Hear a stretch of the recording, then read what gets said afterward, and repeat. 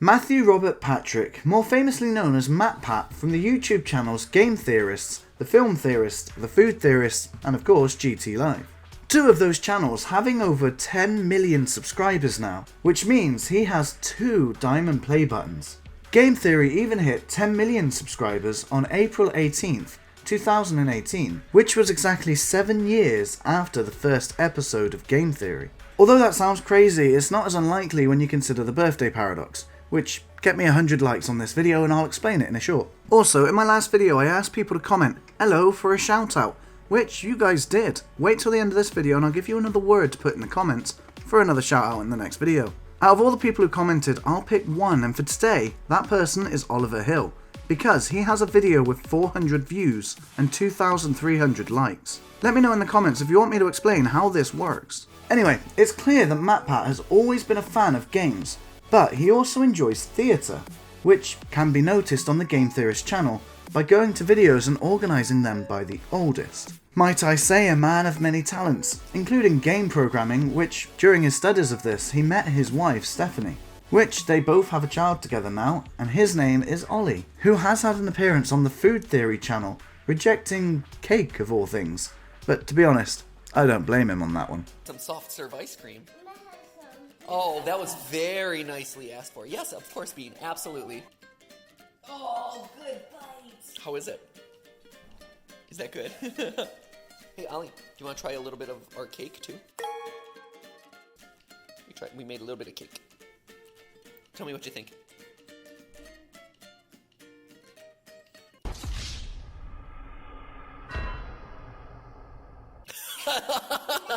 Yeah, it's not every day that a 2-year-old turns down cake. Before the success of his YouTube channel, well, even before Game Theory itself, things weren't as successful to begin with. After deciding he wanted to work in theatre, either as an actor or director, while also majoring in neuroscience as a backup plan because, well, it sounded cool, he moved to New York in hopes to further his acting, which he managed to get a start at. However, in the end, theatre didn't turn out exactly as he thought it would, and any other job turned him down because he didn't have the skills that they required, and even jobs that he had experience in kept turning him down as well. This lasted for about 2 years. Eventually he came up with a plan. He needed something to prove he was a capable and skilled person, which is where Game Theory was born. Yeah, that's right, the channel was just a start to improving his resume. After the world shut him down, he showed the world what he was capable of, and it didn't take him long to get noticed. It just wasn't in the way he expected. But it was well deserved, because the first 20-ish episodes, MatPat started with a less than capable editing program, which didn't have animation tools. So he was doing stop motion animations through Photoshop, adding all these images together to create the end result, which is mind-blowing dedication. He wanted to use the channel to eventually get a decent job, but the audience on YouTube loved his Game Theorist, gaining the attention of other websites and channels like Reviewtopia, Screw Attack, and Game Trailers, gaining a larger audience and learning more and more with each video, not just with the data from YouTube, but by listening to his audience as well. But just because the channel took off, it didn't mean that MatPat wasn't still interested in a job. Soon the channel gave him a chance as a YouTube audience development consultant, allowing him opportunities to work alongside some of the biggest names on YouTube at the time. One of the YouTubers needed an extra actor in their video. We were just enlisted. It was a requirement of our job. Like this. I won a lottery! That's great. There it is, ladies and gentlemen. My first ever major YouTube collaboration. So not only has MatPat effectively changed his life for the better, he pretty much did so for everyone on YouTube, creators and viewers alike. Unfortunately though, MatPat's YouTube journey wasn't always as straightforward. He, along with many other creators, unfortunately fell victim to a pretty large-scale scam. The Game Theorist channel was a part of Defy Media, a multi-channel network. Many YouTubers sign up with a network for many different reasons.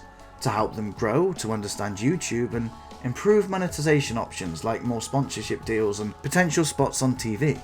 In fact, MatPat and his team got Morgan Freeman to sing the lyrics of "What Does the Fox Say?" My proudest moment was probably my team and I getting Morgan Freeman to read the lyrics to "What Does the Fox Say" back when that song was relevant. A ring-a-ding-ding.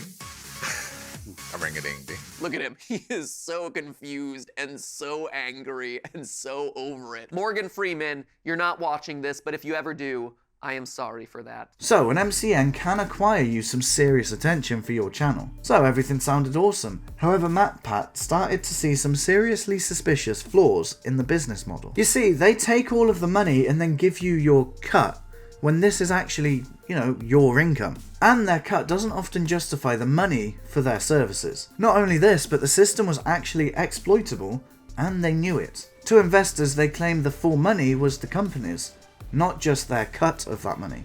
This would make them look bigger and better for investors, and it was even found out that they delayed payment to creators for the exact same reason, only to go bankrupt 2 years later, leaving around 50 creators at least $1.7 million out of pocket. Smosh even became homeless because of this.